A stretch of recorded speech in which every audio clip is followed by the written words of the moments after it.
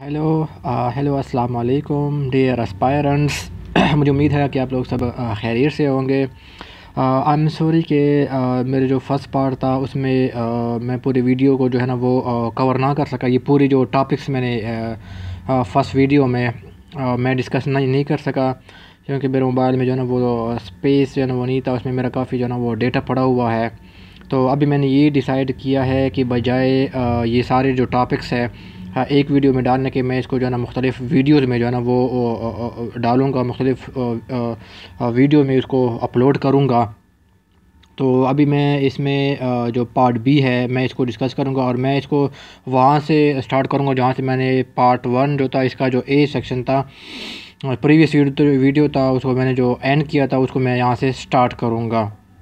तो मैं आपको एक चीज़ बताना चलूँ कि बार औक़ात मैं जो वीडियोज़ यूट्यूब पे डाल रहा हूँ ये अनएडिटेड वीडियो होते हैं, इसको मैं एडिट नहीं करता। तो बार औक़ात मुझसे जो है ना वो मिस्टेक हो जाती है, क्योंकि मैं जो भी वीडियो अपलोड करता हूँ यूट्यूब पे रिकॉर्डिंग करने के बाद, तो मैं इसको दोबारा जो है ना वो चलाता हूँ। अगर मुझे कोई मिस्टेक नज़र आया ना आता है तो मैं उसको जो यूट्यूब के जो वीडियो की डिस्क्रिप्शन है मैं वहाँ पर जो है ना उसको आइडेंटिफाई कर लेता हूँ, ठीक है, क्योंकि मैं इसको अनएडिटेड होती है ना।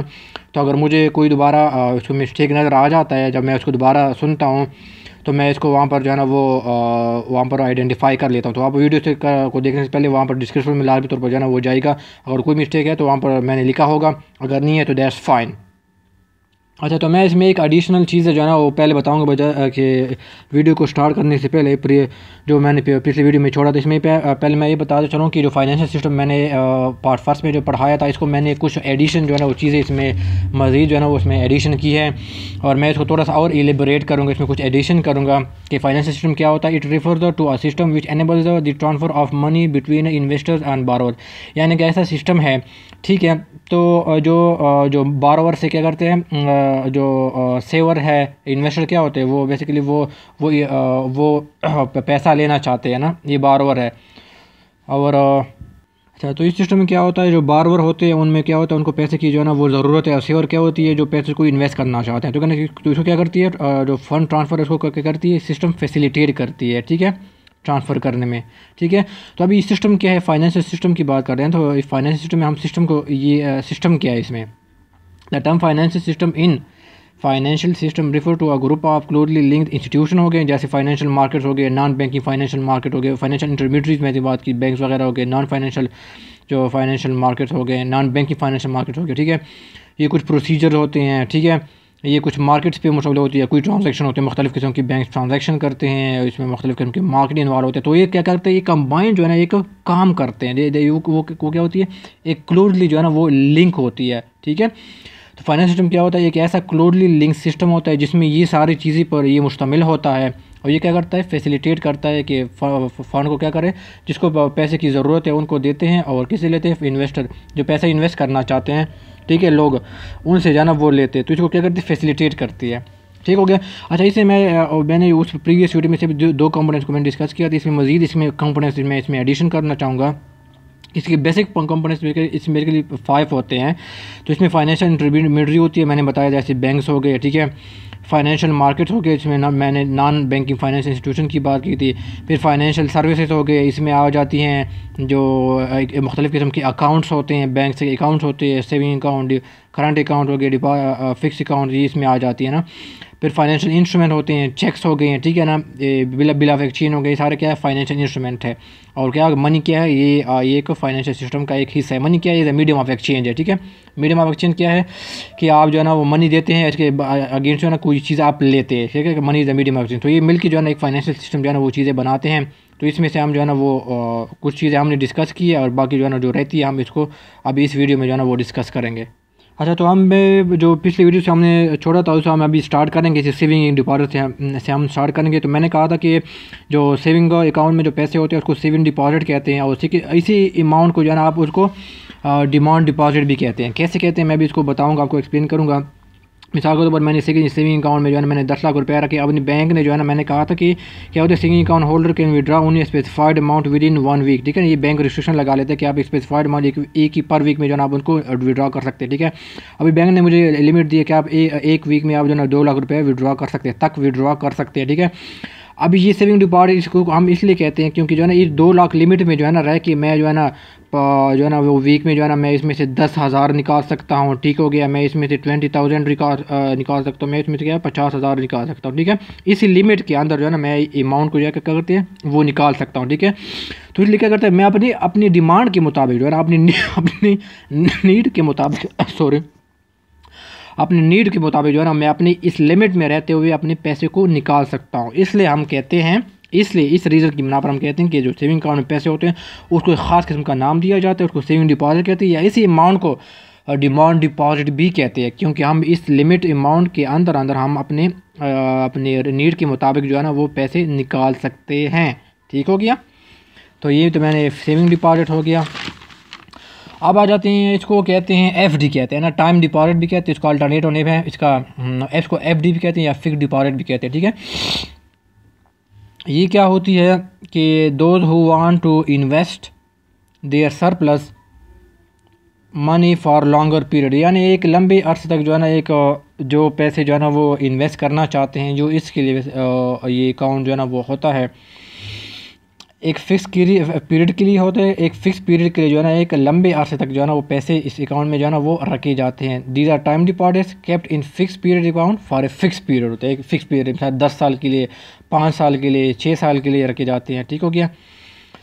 और क्या होता है ये, इसको क्या होता है वन टाइम डिपॉजिट करते हैं, ये बड़ा इंपॉर्टेंट बात है, ये इसको बड़ा इंपॉर्टेंट बात है इसमें। वन टाइम डिपॉजिट ये होता है अगर आपने मिसाल के तौर पर अकाउंट में जो है ना आपने जो है ना एक लम्प सम में जो है ना एक अमाउंट रखी जाती है, ठीक है। आपने 10 लाख रुपया रख दिए, ठीक है, ये वन टाइम होगा। अभी इसमें मज़ीद आप इसमें एडिशन नहीं कर सकते, आपने 10 लाख रुपया रख दिए ना, इसमें आप मज़ीद आप एडिशन नहीं कर सकते, ये वन टाइम होगा, ठीक है। अब अगर आपने फिर जो है ना 20 लाख या 50 लाख रुपया रखने, इसके लिए आपको सेपरेट अकाउंट जो है ना फिर खोलना पड़ेगा, फिक्स डिपॉजिट का अकाउंट, फिर आपको दोबारा सेपरेट खोलना पड़ेगा, फिर आपको मज़ीद जो है ना अमाउंट रखनी पड़ेगी, ठीक है। लेकिन जो भी अमाउंट रखते हैं उसमें से आप एडिशन नहीं कर सकते। आपने 10 लाख रखी, वो बस फिक्स पीरियड के लिए वो लॉक हो गया, ठीक है। आपने फिर रखनी है, फिर आपने जो है ना फिक्स डिपॉजिट का अकाउंट खोलना है, उसमें से फिर वो अमाउंट रखनी है, और फिर क्या हो रही है वो लॉक हो जाती है, इसमें कोई एडिशन अमाउंट एडिशन नहीं होती, ठीक है। ये बड़ी इंपॉर्टेंट बात है, इसको आप इसको नोट कीजिएगा। द अमाउंट ऑफ डिपॉजिट करना भी विड्रॉन बिफोर द एक्सपायरी या फिक्स पीरियड, ठीक है। एक फिक्स पीरियड होता है 5 साल के लिए, 10 साल के लिए, इससे पहले आप विड्रॉ नहीं कर सकते, ठीक है। इसमें क्या होता है, दो रेट ऑफ इंटरेस्ट क्या होता है वो हायर होता है, ठीक है ना। इस paid eight the end of the investment period, क्या जब आपका इन्वेस्टमेंट पीरियड ख़त्म हो जाता है, मिसाल मेच्योरिटी पीरियड ख़त्म हो जाता है, ठीक है। आपने 10 साल के लिए एट द एंड ऑफ 10 साल आपको बैंक प्रिंसिपल अमाउंट भी देगा जो आपने इनिशियली डिपॉजिट किया था, और आप जो है ना वो आपको इंटरेस्ट भी जो है ना वो पे किया जाएगा, ठीक है। अच्छा, इसमें ये होता है अगर आपको मिसाल के तौर पर एक इमरजेंसी की सूरत में आपको पैसे की ज़रूरत पड़ेगी, आपने फिक्स डिपॉजिट अकाउंट में 10 साल के लिए रख दिया, अभी आपको एकदम जो है ना पैसे की ज़रूरत पड़ गई, ठीक है, तो बैंक आपको पैसे वो देगा, लेकिन इस पर आप क्या करें, अपनी पेनल्टी जो है ना अपनी इम्पोज करेगा। मिसाल के तौर पर आपने जो है ना वो 15% पे जो है ना इंटरेस्ट रेट पे रखना पैसे रखे थे फिक्स डिपॉजिट में 10 साल के लिए, ठीक है। अभी आपको कहीं इमरजेंसी में कैश की ज़रूरत पड़ गई, तो अगर आप निकालना चाहे तो क्या करेगा, बैंक आपको 15% नहीं देगा, बल्कि आपको जो है ना उस पर क्या करेगा 7% या 6%, डिपेंड बैंक कितना आपसे इंटरेस्ट चार्ज करता है, ठीक है। तो बाकी क्या करके बैंक आपसे काट देगा, आप एज ए पेनल्टी के तौर पर जो है ना आपको नहीं देगा, बल्कि आपको कम इंटरेस्ट जो है ना उस अमाउंट पे देगा। इन केस अगर आपको स्पेसिफाइड पीरियड जो आपने बैंक के साथ एग्री किया था उससे पहले आप पैसे निकालना चाहें, तो बैंक ऐसे पेनल्टी के तौर पर आपको जो है ना ये कम इंटरेस्ट जो है ना आपको जो है ना वो पे करेगा, और आपको अमाउंट जो है ना वापस की जाएगी, ठीक हो गया। इसमें याद रखना, ये क्या होती है लमसम अमाउंट में होती है ना, एक ह्यूज अमाउंट में होती है, वन टाइम होती है, ठीक हो गया। फिर आ जाती है रिकरिंग डिपॉजिट होती है, it is a deposit that allows you to save small amount of money every month, ठीक है ना। These are deposit that invested in small interval for a long period of time. अच्छा, इसमें क्या होता है एक स्मॉल इंटरवल पे रखी जाती है, ठीक है ना। हर मंथ आप कह सकते हैं, हर मंथ आप जो है ना आपकी सैलरी है, ठीक है ना, आपकी 5 लाख की सैलरी है, आप जो है ना हर मंथ जो है ना 1 लाख या 50,000 रुपया जो है ना आप इसमें लगा रखा है, ठीक है ना। क्या होता है एक लंबे अरसे तक होती है, लेकिन आपने क्या होती है स्मॉल अमाउंट जो है ना आप इसमें रखे जाते हैं, ठीक है। इसमें क्या होती है आप इनिशियल जो डिपॉजिट आप रखते हैं उसमें आप एडिशन करते हैं। आपने फर्स्ट मंथ पे आपने 1 जनवरी को अकाउंट खोला, रिकरिंग का अकाउंट हो गया, ठीक है। तो फिर आपने उसमें जो रिकरिंग डिपॉजिट रखी 50,000 का, फिर आपने अगले मंथ जो है ना आपका फिर सैलरी आपकी आ गई है, ठीक है, उसमें से फिर आपने 1 लाख रुपया रख दिया, फिर अगले मंथ फिर आपने 1 लाख रुपया रख दिया, तो इनिशियल अमाउंट में इसमें इजाफा होता रहता है, ठीक है ना। You get interest and principal at the end of the period, जो है ना आपको ये चीज़ें मिलती हैं। और इसमें कौन से जो रिकरिंग डिपॉजिट, इसमें कौन से अकाउंट में रखा जाता है, इसको जो है ना रिकरिंग डिपॉजिट अकाउंट में जो है ना वो रखा जाता है। इसका पर्पज़ क्या होता है, इसका जो है ना रेगुलर बेस पे आपने जो है ना वो सेविंग करनी होती है, तो इसका पर्पज़ होता है। अच्छा, मैं इसमें ये आपको डिफरेंट बताऊँ कि फिक्स डिपॉजिट क्या होता है, रिकरिंग डिपॉजिट में जो है ना मैंने कुछ डिफरेंट लगा, अभी मैंने स्पेशल जो है ना इसके लिए मैंने डिफरेंस ड्रा की है। ये क्या होता है, ये लमसम में रखी जाती है, ठीक है, एक ही अमाउंट में एक बार रखी जाती है, ठीक है। इसमें क्या होता है, इंस्टॉलमेंट, आप हर मंथ में जो है ना उसमें एडिशन करते रहते हैं, लेकिन ये क्या होता है एक ही बार रखी जाती है सम लम में, ठीक है। इसके भी जो रिटर्न होते हैं, इंटरेस्ट होते हैं, वो हाई होता है कंपेरेटिवली तो रिकरिंग अकाउंट, इसमें क्या होता है लो होता है कंपेरेटिवली तो फिक्स अकाउंट, ठीक है। इट एनेबल्स, इसका एडवांटेज क्या होता है कि depositor to earn higher rate of return, ठीक हो गया। और इसका जो पर्पस हो, इसका एडवांटेज क्या हो, develop the habit of saving in depositor हो गया, ठीक हो गया। तो इसमें जो है ना वो डिफरेंस जो है ना वो सेविंग को ध्यान में रखेगा, जिसमें लंबे अवसर तक रखी जाती है, लेकिन क्या होती है अमाउंट इंस्टॉलमेंट में रखी जाती है, ठीक है।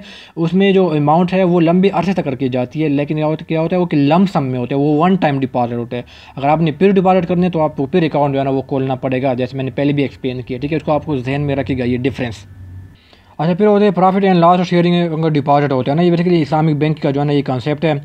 और इस डिपॉजिट को कहाँ पर रखा जाता है, प्रॉफिट एंड लॉस शेयरिंग जो है ना अकाउंट जो है ना उसको खोला जाता है, उसमें ये डिपॉजिट जो है ना वो रखी जाती है। इसका पर्पज़ क्या होता है कि आप जो है ना वो बैंक के साथ जो है ना आप जो लॉस है और जो प्रॉफिट है उसमें आप शेयर होना चाहते हैं। बैंक को जो है ना वो ऐसी जगहों पर एवेन्यूज़, इस्लामिक एवेन्यूज़ है, वहाँ पर इन्वेस्ट करते हैं बैंक से, और उसमें जो है ना आपको जो है ना बैंक के साथ आप प्रॉफिट शेयर करते हैं और लॉस जो है ना उस में शेयर करते हैं। ये इस्लामिक पेयर लीजिए ना वो इस्लामिक कॉन्सेप्ट है, ठीक है। और इसका पर्पज़ क्या होता है, तो आप जो है ना वो रिबा, या इसको इस्लामिक टर्मिनोलॉजी में जो है ना वो इस्लामिक बैंकिंग और फाइनेंस में इसको रिबा कहा जाता है, या इसको क्या कहते हैं इंटरेस्ट से जो है ना आप उसको बचना चाहते हैं। तो आप इससे अगर बचना चाहते हो इसमें जो है ना आप इसमें इन्वेस्टमेंट कर सकते हैं, और आप जो है ना प्रॉफिट और लॉस में जो है ना फाइनेंशियल इंस्टीट्यूशन के साथ शेयर कर सकते हैं। फाइनेंशियल इंस्टीट्यूशन क्या करते हैं, उसको आगे इन्वेस्ट करती है, इस्लामिक बोर्ड ऑफ फाइनेंसिंग है, वहाँ पर जो है ना वो उनको इन्वेस्टमेंट करती है, और फिर आप एक साथ शेयर करते हैं सारे प्रॉफिट एंड लॉस। अच्छा, हम फिर अभी बैंक अकाउंट्स के बारे में जो है ना वो पढ़ेंगे कि वेरी बैंक अकाउंट्स है, फिक्स्ड डिपॉजिट है, सेविंग डिपॉजिट्स है, और करंट डिपॉजिट्स है, और बेसिक बैंकिंग अकाउंट है। हम इसके बारे में थोड़ा पढ़ेंगे। तो मैंने जो वीडियो में डिस्कस किया था ये बेसिक कंपोनेंट ऑफ जो फाइनेंशियल सिस्टम था, तो इसमें से जो है ना ये फाइनेंशियल सर्विसेज जो है ना बेसिकली इसमें अकाउंट्स आ जाते हैं ना, बैंक के मुख्तलिफ़ किस्म के अकाउंट। तो इसमें ये बैंक जो है ना फाइनेंशियल सर्विसेज जो प्रोवाइड करते हैं वो in the form of these जो है ना वो अकाउंट्स जो है ना आप मेनटेन करते हैं, बैंक आपको फैसिलिटी देती है, तो वो इस कैटेगरी में जो है ना वो जो अकाउंट्स है वो आ जाते हैं, ठीक है, फाइनेंशियल सिस्टम में। तो हम अभी अकाउंट को डिस्कस करेंगे कि एक बैंक अकाउंट क्या होता है। It is the financial account with banking company that record the financial transaction between the customer and the bank and tell the financial position of customer with the bank. क्या होता है कि एक financial account होता है जिसमें financial transaction को जो है ना वो रिकॉर्ड की जाती है, कि कस्टमर और बैंक में जो भी ट्रांजैक्शन होती है फाइनेंशियल ट्रांजैक्शन वो रिकॉर्ड करता है, ठीक है, bank.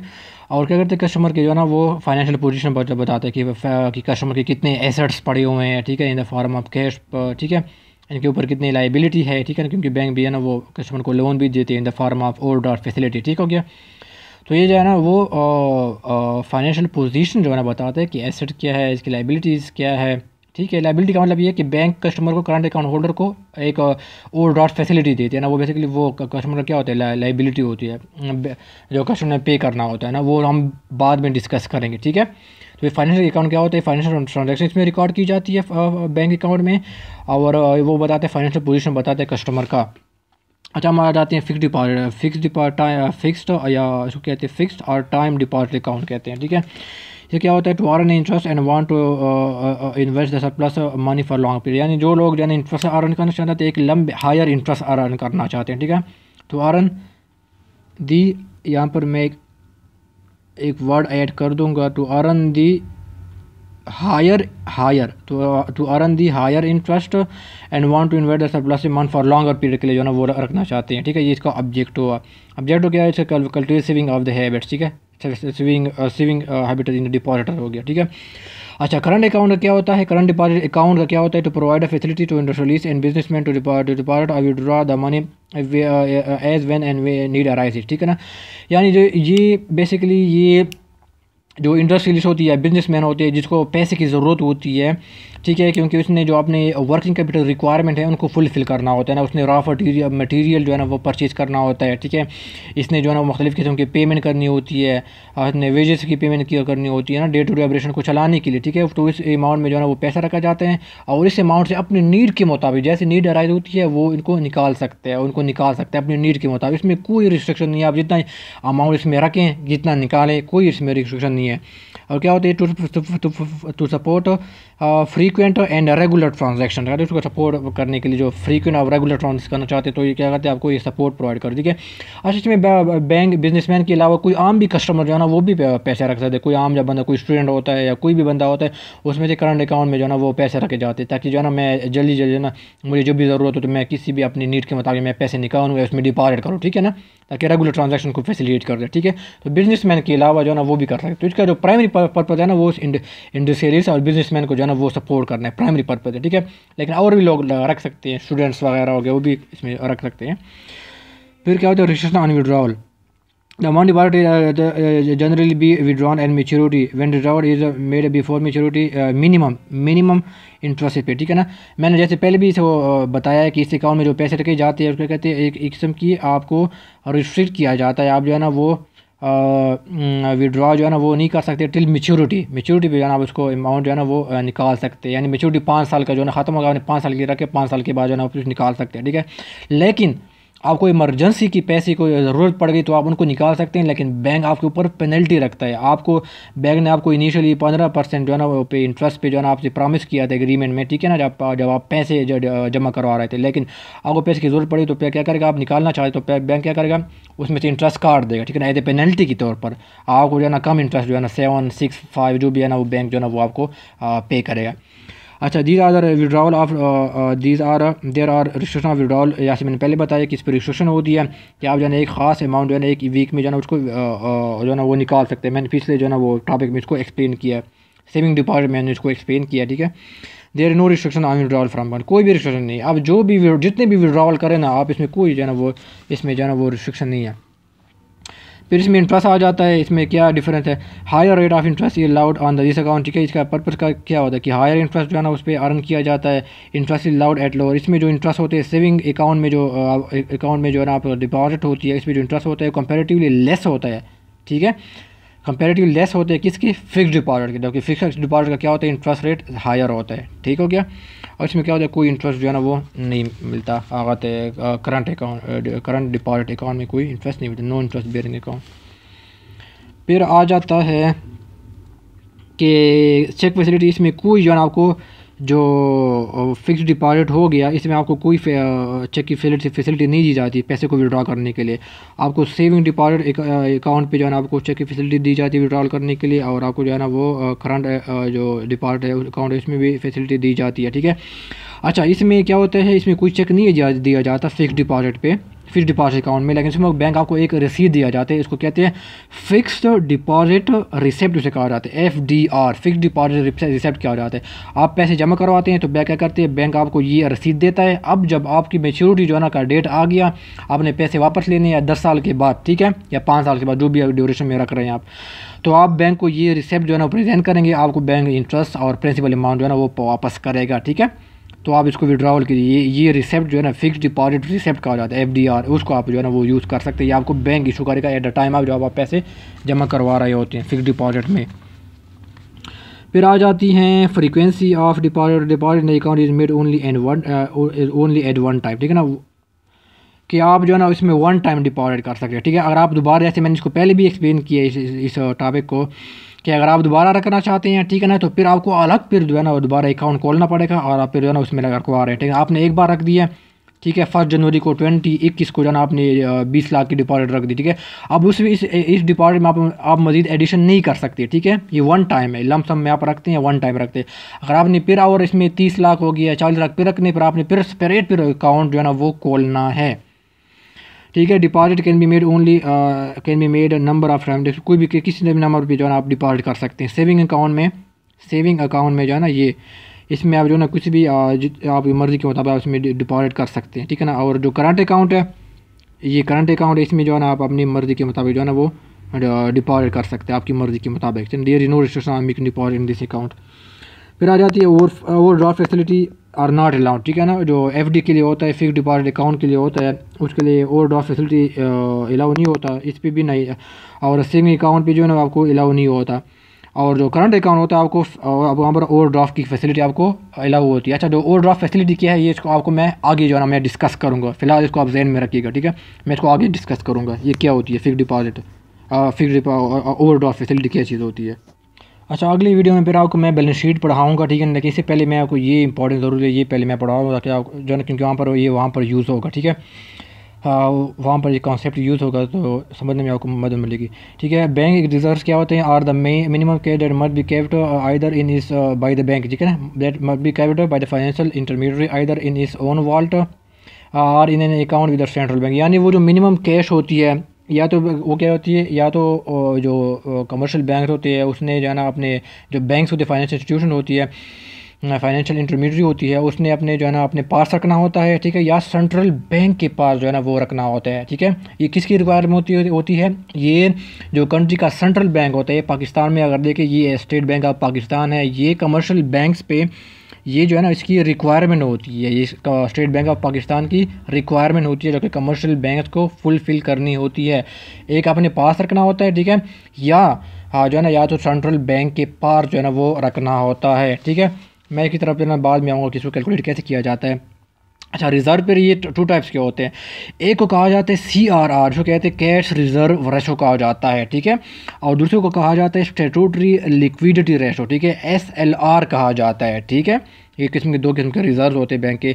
Under CRR certain percentage of total bank deposit has to be kept with the central bank of the country by the financial intermediary, ठीक है। ये जो अमाउंट होती है ख़ास परसेंटेज होती है, वो किसका होती है, बैंक के पास जो टोटल डिपॉजिट होती है इसका ख़ास परसेंटेज होती है, इस पर अप्लाई की जाती है, और वो जो अमाउंट है वो सेंट्रल बैंक के पास रखी जाती है। ऐसी अमाउंट सेंट्रल बैंक के पास रखी जाती है जो कि टोटल डिपॉजिट पे जो है ना वो चार्ज की जाती है, ठीक है, उसको कहा जाता है, उसको कैश रिज़र्व रेशो कहा जाता है, ठीक है। जो क्या कहते हैं कैश रिज़र्व से कहा जाता है, सॉरी, ठीक है, तो क्या क्या कहा जाता है, इसको कैश रिज़र्व कहा जाते हैं। और क्या होता है, इस पर कोई इंटरेस्ट जो है इसे जो स्टेट बैंक के पास के पैसे होते हैं उस पर कोई इंटरेस्ट जो है स्टेट बैंक नहीं देता। Banks are more happy when CRR less हो जाते हैं। बैंक्स आर मोर हैप्पी, यहाँ पर मैंने एक वर्ड स्किप किया है गलती से, banks are more happy when CRR is less हो गया। Currently the ratio of CRR is 5%, ठीक है। ये मैंने स्टेट बैंक से डेटा उठाया, ये 5% है, ठीक है। ये अक्सर MCQs में भी ये अक्सर जो आप टेस्ट देते हैं उसमें से जो है ना वो आ जाते हैं। स्टेट बैंक के टेस्ट में एक बार जो है ना ये MCQs जो है ना पूछा गया था, ठीक हो गया। तो ये अमाउंट होती है, ये अमाउंट होती है जो कि स्टेट बैंक के पास रखवाया जाता है। इसका अच्छा, इसका एक पर्पज़ ये है कि दी सेंट्रल इसका पर control money supply in the economy, ठीक है ना। अपनी मनी सप्लाई को जो है ना वो अगर state bank of Pakistan control करते हैं तो इस टूल को जो है ना वो यूज़ किया जाता है। बैंक के पास जो रिजर्व पड़े होते हैं, मिसाल के तौर पर बैंक के पास जो है ना टोटल रिजर्व पड़े हुए, TD मतलब टोटल डिपॉजिट पड़े हुए वो 1000 पड़े हुए हैं, और बैंक स्टेट बैंक ने इस पर लगाई है कि आप जो है ना 10% जो है ना टोटल डिपॉजिट का अपने जो है ना मेरे पास रखेंगे, ठीक है ना। CRR की मैं बात कर रहा हूँ, तो क्या करेगा बैंक इस पर 10% चार्ज करेगा। इस पर इसके कितने बन जाते हैं 100 रुपये। तो बैंक जो है ना 100 रुपीज़ जो है ना स्टेट बैंक के पास रखेगा, और 100 में से जो 1000 में से 100 मगर पीछे क्या रह जाते हैं वो 900 रुपये रह जाते हैं। तो ये 900 रुपये है ना ये बैंक एज ए लोन देगा, ठीक है, एज ए लोन के तौर पर जो है ना वो देगा, ठीक है। अभी क्या होगा, ये मनी सप्लाई जो है ना वो मार्केट में करेगा। अब बैंक ने जो है ना 10% से ज़्यादा करके इसने 15% रख दिया। CRR की रेशो जो है 15% रख दिया, ठीक है। अब 1000 पे जो है ना हम एक एग्जांपल लेते हैं कि इसके टोटल डिपॉजिट कितने बैंक के पास 1000 है, तो इसमें से चार्ज होगा तो 150 रह जाएगा। 150 को 1000 से माइनस करके अगर 850 रह जाएगा। अब इस बात से मैं ये बताना चाहता हूँ कि यहाँ पर मैंने कहा कि control money supply in the economy by the state bank, ठीक है ना। तो स्टेट बैंक ने अगर मनी सप्लाई करने में क्या करनी है, डिक्रीज़ करनी है, ठीक है ना, तो इस रूट को यूज़ करेगा, ठीक है। यहाँ पर क्या करते हैं बैंक क्या करते हैं 900 रुपया जो है ना वो अपने मार्केट में थ्रो कर सकते हैं, मार्केट में बेच सकते हैं, ठीक है, एज ए लोन के तौर पर। यहाँ पर क्या हुआ, स्टेट बैंक ने इसके रेशो जो है ना इंक्रीज़ कर दिया है, तो क्या होगा, इसकी लेंडिंग फैसिलिटी क्या हो गई, डिक्रीज़ हो गई ना, 850 हो गई है, ठीक है ना। तो इसकी वजह से जो मनी सप्लाई होगा वो क्या होता है, कंट्रोल होता है। यहाँ पर मनी सप्लाई ज़्यादा थी बैंक के पास पैसा ज़्यादा था कि वो लोगों को जो है ना एज ए एडवांस के तौर पर जो है ना एज ए लोन के तौर पर दे। यहाँ पर बैंक के पास जो है ना पैसा कम हो गया, ठीक है, 850 रुपये जो है ना वो रह गया, 900 से 150 डिक्रीज़ हो गए। अब ये अमाउंट क्या करेगा, ये जगह ना वो मार्केट में जो है ना वो बैंक जो है ना एज ए लोन के तौर पर जो है ना वो देगा, ठीक हो गया। और ये क्या करेगा, ये स्टेट बैंक की पावर जो है ना वो रखेगा। ठीक हो गया। तो इसका क्या होती है, बैंक ने क्या करना है, मनी सप्लाई को जो है ना स्टेट बैंक ऑफ पाकिस्तान इसके थ्रू जो है ना वो कंट्रोल किया जाता है। यहाँ पर बैंकिंग का जो लैंडिंग कैपेसिटी वो ज़्यादा थी, यहाँ पर जो कमर्शियल बैंक तो बैंकिंग की जो लैंडिंग कैपेसिटी वो क्या करती है, वो डिक्रीज़ हो गई, वो क्या हो गई 900 से 850 पे आ गई, क्योंकि बैंक ने जो है ना इस रेशो को क्या कर दिया, इंक्रीज़ कर दिया। तो इसका मतलब मेरे कहने का मतलब ये था कि मनी सप्लाई को क्या करती है, इस तरह इंक्रीज़ है और डिक्रीज़ कर सकता है। ठीक है ना, मनी सप्लाई को इंक्रीज और डिक्रीज कर सकता है, क्या करता है, ताकि इन्फ्लेशन को क्या करके कंट्रोल किया जा सके। अभी मैं इसको डिटेल में, अच्छा मैंने इसका मतलब ये है कि bank are more happy when CRR है, लेकिन जब सीआरआर लेस होगा ना तो बैंक की लैंडिंग कैपेसिटी क्या होती है, वो ज़्यादा होती है ना, वो ज़्यादा जो है ना वो लोन पे पैसा दे सकता है ना, तो इसलिए ना बैंक को जो है ना वो सूट करता है। इसका मतलब ये था। ठीक है, जब सीआरआर कम होती है, यहाँ पर जो है ना वो कम था, ठीक है, यहाँ पर 15 पर, यहाँ पर 10% था, तो बैंक क्या कहते हैं, लैंडिंग कैपेसिटी क्या थी, बैंक की ज़्यादा थी, 900 थी, और यहाँ पर जब ज़्यादा हुआ तो क्या हो गया, बैंक की लैंडिंग कैपेसिटी डिक्रीज हो गई। तो जितना लैंडिंग कैपेसिटी जो है ना वो सीआरआर कम होता है, इतना बैंक ज़्यादा ना वो ज़्यादा लोन के तौर पर जो है ना पैसा दे सकते हैं। ठीक है, अच्छा हम एसएलआर की तरफ आ जाते हैं। स्टैट्यूटरी लिक्विडिटी रेशियो दूसरे उनके रिजर्व होती है, क्या कहते हैं, is percentage of total bank deposit that is kept by the bank itself to maintain solvency of the bank. ठीक है, बैंक इसको अपने पास रखती है ताकि क्या कहते हैं, सॉल्वेंसी को जाना उसको मसले को जाना वो हल किया जा सके, उसका कोई इशू ना हो बैंक के पास। ठीक है, और यहाँ पर क्या था, ये जो अमाउंट थी ना सीआरआर, ये बैंक जो है ना वो स्टेट बैंक के पास जो है ना वो एक परसेंटेज ऑफ टोटल डिपॉजिट है ना वो बैंक के पास रखवाती है, स्टेट बैंक के पास, सेंट्रल बैंक के पास रखवाती है। और ये जो स्टैट्यूटरी लिक्विडिटी रेशियो है, ठीक है, ये जो किस्म की जो रिजर्व है, ये बैंक जो है ना वो अपने पास जो है ना वो रखवाती है।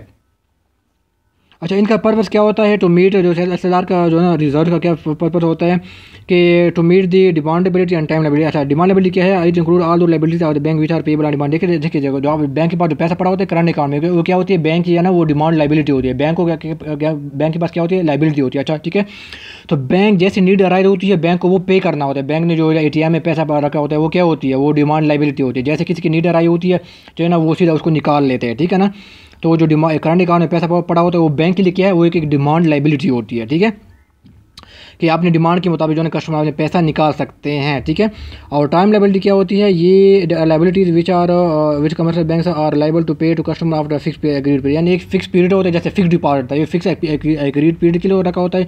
जैसे वो एग्रीड पे रख पा रहे होते हैं, बैंक को जो है ना वो पैसा वापस करना होता है, तो जो पैसा पड़ा होता है फिक्स डिपॉजिट में वो क्या होती है, बैंक के लिए लायबिलिटी होती है, इसको कहते हैं टाइम लायबिलिटीज कहा जाते हैं। ठीक है, और बैंक जिसको कहते हैं उसको लौटाना होता है। ठीक हो गया, तो इसका पर्पज़ ये होता है, तो एसएलआर को मेंटेन रखने का पर्पज़ ये होता है कि अपनी डिमांड लायबिलिटी को बैंक फुलफिल करे, और टाइम लायबिलिटी को कहना जैसे वो टाइम आ जाता है, एक्सपायरी डेट आ जाता है, उनको जो है ना वो फुलफिल जो है ना वो कर लेते हैं। ठीक है, तो इनका जो है ना बेसिकली पर्पज़ यही होता है। और ये जो है ना एसएलआर होता है, सीआरआर होता है, ये कौन रेशो फिक्स करती है, ये स्टेट बैंक ऑफ पाकिस्तान जो है ना वो एक रेशो जो है ना बेसिकली वो फिक्स करते हैं कमर्शियल बैंक्स के लिए।